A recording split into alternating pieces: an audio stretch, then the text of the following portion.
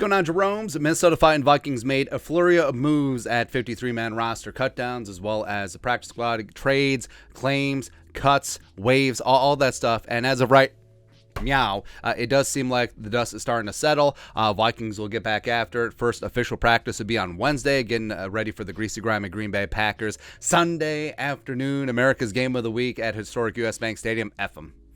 F the Packers right in the face. Start the season off with a win, baby. That's right. But want to go through and look at the Vikings depth chart as well as the on-paper starters for now. And this is partially based off of the Vikings depth chart as well as influx of what was probably going to go down in terms of game rotation. And just because you're listed as a starter doesn't mean that you're going to play starter snaps. And just because you're a reserve doesn't mean that you're going to be riding the pine either. So, and also remember, there are game day elevations from the practice squad.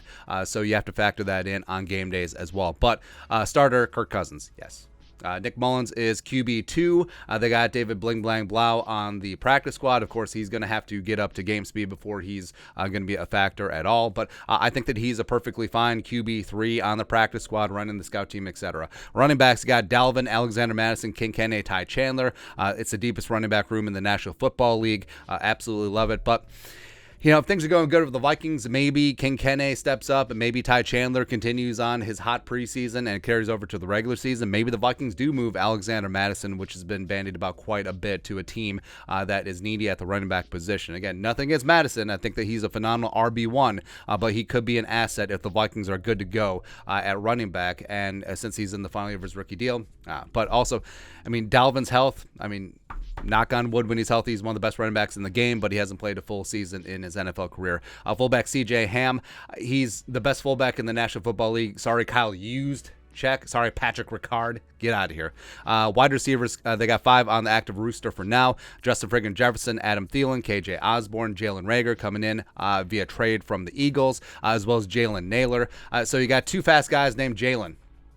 That's not going to get confusing at all. But they'll get after. I think both of the Jalens are going to be in competition for the punt return spot. Jalen Naylor right now is working through concussion protocol. Also, that's one of the reasons why they may have parted ways with ISM versus Jalen Naylor, despite the fact ISM being a Spielman guy, Jalen Naylor being a Kwesi guy. But Naylor working through concussion, they probably couldn't have waived him since you can't cut or waive injured players minus having an injury designation, which would revert him to IR. And tight ends, they got 3 on the 53. Irv Smith, Johnny Munt, as well as Ben Ellefson, the pride of Howley, Minnesota. People get really upset because it's Holly, Minnesota, even though it's spelled Howley, because we like to go with the Dutch pronunciation on everything. Just ask Kyle Sluter. Ellefson, nice blocking tight end, former NDSU Bison. Johnny Munt, solidly tight end 2.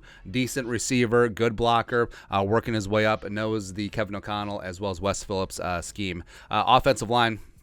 So the kept 10, Darisaw, Ezra, Garrett Bradbury, Ed Ingram starting. Jesse Davis traded Ed Ingram, as he's certainly starting. Kevin O'Connell may not even say it, but he's starting.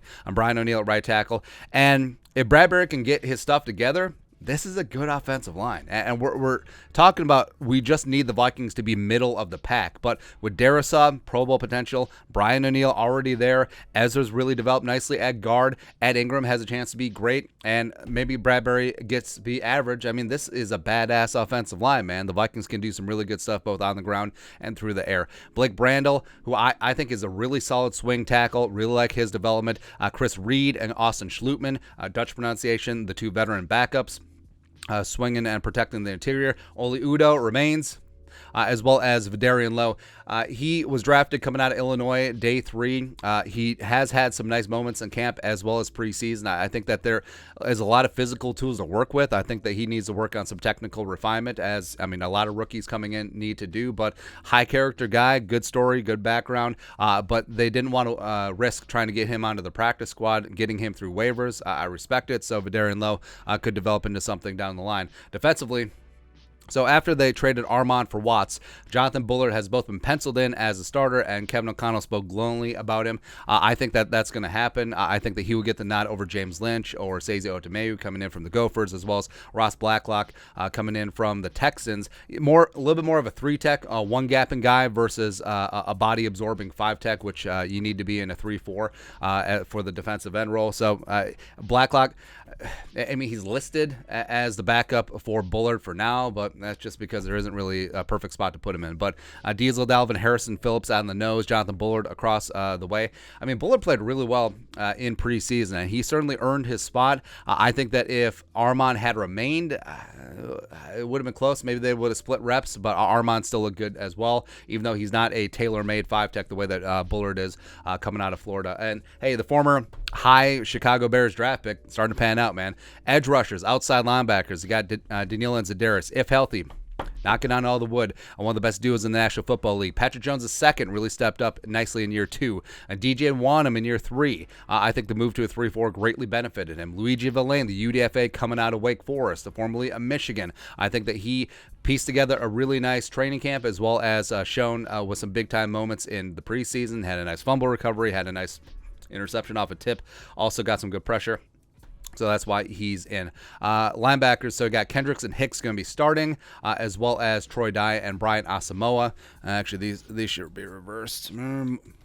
54 is the mic, as well as, but yeah, it really doesn't matter in the 3-4. Well, actually it does, but Troy Dye and Brian Asamoah are the two understudies. Cornerbacks, so you got Peterson, Dantzler, and Shondon Sullivan working the slot. Andrew Booth and Caleb Evans, the two rookie backups, as well as you got Chris Boyd. I do really like Chris Boyd as a 6th cornerback. I'm glad that he stayed in the sphere. But the Vikings, Sullivan, he didn't play a lot in preseason. Did have some issues when he did play. As of right now, I would say that the slot is probably the weak spot of the Vikings defense. And since nickel is the new base, everything is sub-package nowadays. They got to figure something out. So either Sullivan steps up. Also, I don't think it's an accident that they kept Perry Nickerson on the practice squad. He does play some good slot cornerback as well.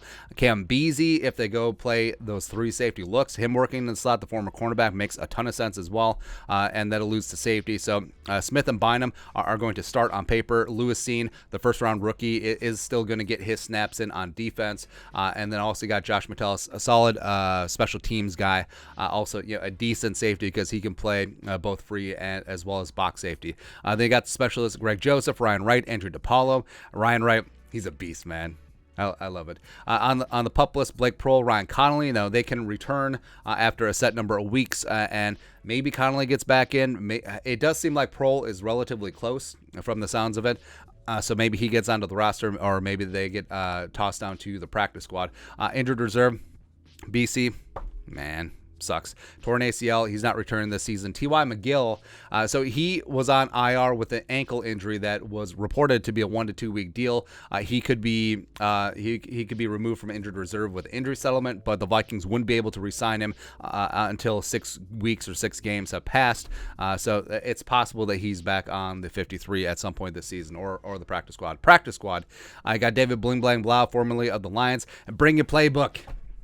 That's how we got him. You got running back Brian Koback, wide receivers Tristan Jackson, Dan Chisena. Now, Chisena could be easily a game day elevation because of his punt gunning prowess. He's fast. As well as Travis Toivonen, former pride of Red Wing, Minnesota, pride of the University of North Dakota. Really interesting pickup on the practice squad there. Has size. Of course, local kid. Love that angle.